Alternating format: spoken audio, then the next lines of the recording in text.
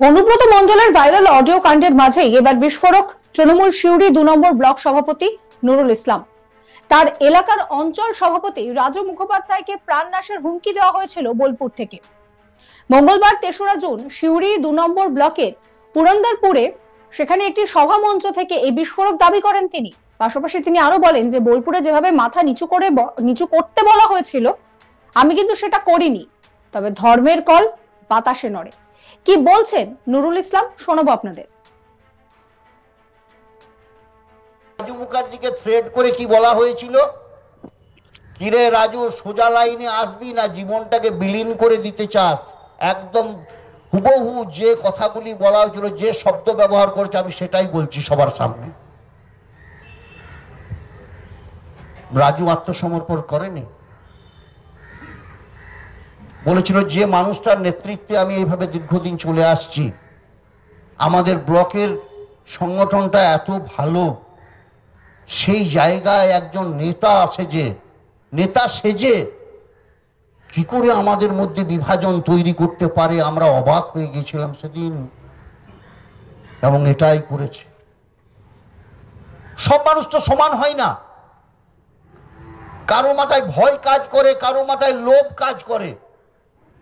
তারিখ ধরে ধরে বলে দিয়েছিল না বোলপুর থেকে, তুমি ব্লক সভাপতি, তুমি সহসভাপতি। সেটা নিয়ে সোশ্যাল মিডিয়ায় একদম স্ট্যাম্প মেরেই দিল, সিলমোহর মেরে দিয়ে সোশ্যাল মিডিয়ায় ছেড়ে দিয়ে বলল যে অমুক সভাপতি অমুক সহসভাপতি দাদা আমাদের বলে দিয়েছে। বলেছিল কি না? তারপর যখন বলা হলো যে এর কোনো পরিবর্তন হচ্ছে না, যে কই ব্লক সভাপতিতে কিছুই দেখছি না, বোলপুর থেকে বলে দিল হচ্ছে কই, এই 15 তারিখ দেখতে পাবে। আচ্ছা 15 তারিখটা যখন পেরিয়ে গেল তখন বললো যে 19 তারিখে দেখতে পাবে। 19 তারিখটা যখন পেরিয়ে গেল তখন বললো 21 তারিখে দেখতে পাবে। তারিখ একটার পর তারিখ কিন্তু চলে যাচ্ছে। লোভ এবং লালসা এবং ভয়ের শিকার হয়ে কিছু মানুষ বিভ্রান্ত হয়ে আমাদের বিরুদ্ধে বিষাদঘাত করছে। আসলে উদ্দেশ্যটা তা নয়। উদ্দেশ্যটা তো বোলপুর যেভাবে আমাকে মাথা নিচু করতে বলেছিল তাদের কাছে আমি তা হইনি। বোলপুর যে অন্যায় কাজটা আমাকে দিয়ে করাতে চেয়েছিল আমি সেটা করিনি, সেজন্যই তো এই ব্যাপার। কিন্তু মনে রাখবেন, ধর্মের কল বাতাসে নড়ে। আবার বিনাশকালেও বুদ্ধি নাশ হয়, এই দুটো কথা মাথায় রাখবেন। ধর্মের কল বাতাসে নড়ে, বিনাশকালেও বুদ্ধি নাশ হয়। বুদ্ধি যখন নাশ হবে, একটার পর একটা ভুল তার মধ্যে থেকে হতে থাকবেই থাকবে। এটাই হতে চলেছে।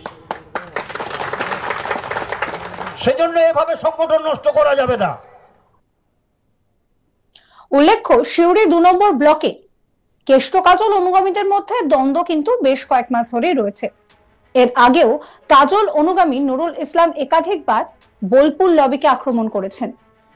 এমনকি তাকে বোলপুর থেকে জেলা পরিষদের সভাধিপতি কাজল শেখের বিরুদ্ধে বিদ্রোহ করার জন্য নাকি চাপ দেওয়া হয়েছিল বলেও অভিযোগ করেছিলেন তিনি। আর তাতেই অনেকে মনে করেছেন যে তাহলে কি আবারও অনুব্রত মণ্ডলের দিকে আঙুল তুলছেন কাজল ঘনিষ্ঠ ব্লক সভাপতি। এই নিয়ে একটি রিপোর্ট দিচ্ছেন আমার কলিগ শান্তনু হাজরা। রিপোর্টে তিনি কি বলছেন দেখুন। বুদ্ধি নষ্ট, এমনই মন্তব্য করে কার দিকে তীর ছুড়লেন কাজল ঘনিষ্ঠ নুরুল ইসলাম, সিউড়ি 2 ব্লকের সভাপতি। তিনি প্রকাশ্য মঞ্চ থেকে আরো দাবি করেছেন যে তার অঞ্চল এলাকার রাজু মুখোপাধ্যায়কে প্রাণনাশের হুমকি দেওয়া হয়েছিল বোলপুর থেকে। বোলপুর থেকে এই মুহূর্তে কে হুমকি দিতে পারে উঠছে প্রশ্ন।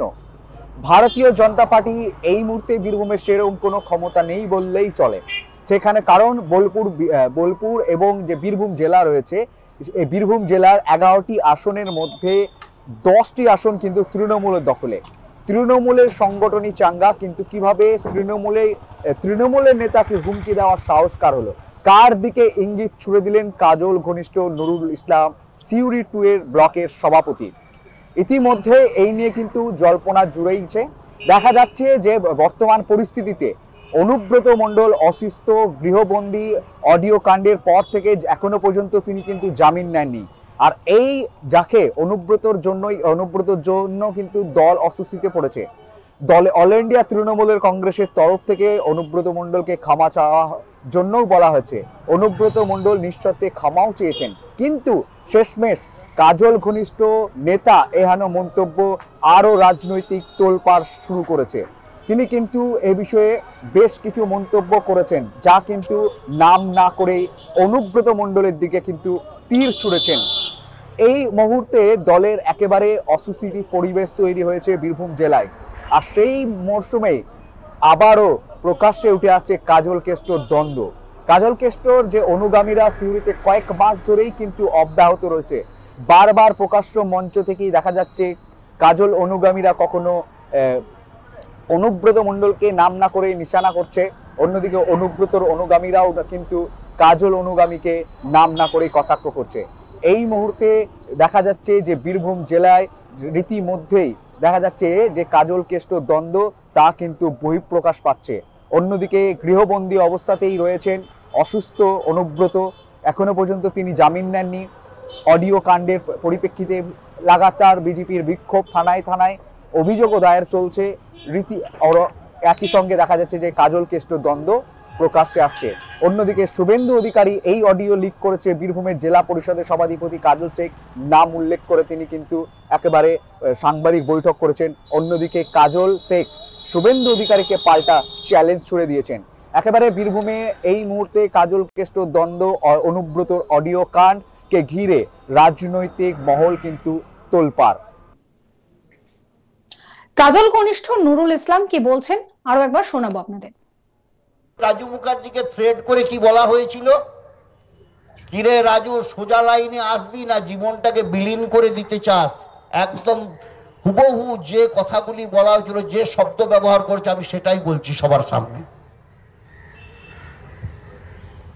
রাজু আত্মসমর্পণ করেনি, বলেছিল যে মানুষটার নেতৃত্বে আমি এইভাবে দীর্ঘদিন চলে আসছি, আমাদের ব্লকের সংগঠনটা এত ভালো, সেই জায়গায় একজন নেতা সেজে কি করে আমাদের মধ্যে বিভাজন তৈরি করতে পারে, আমরা অবাক হয়ে গেছিলাম সেদিন। এবং এটাই করেছে। সব মানুষ তো সমান হয় না, কারো মাথায় ভয় কাজ করে, কারো মাথায় লোভ কাজ করে। তারিখ ধরে ধরে বলে দিয়েছিল না বোলপুর থেকে, তুমি ব্লক সভাপতি, তুমি সহসভাপতি। সমস্ত খবরের আপডেটের জন্য আপনাদের নজর থাকুক আজ তাক বাংলায়। চ্যানেলটিকে সাবস্ক্রাইব করবেন, নোটিফিকেশন পেতে বেল আইকনে ক্লিক করবেন, ফলো করতে ভুলবেন না আজ তাক বাংলার হোয়াটসঅ্যাপ চ্যানেলও।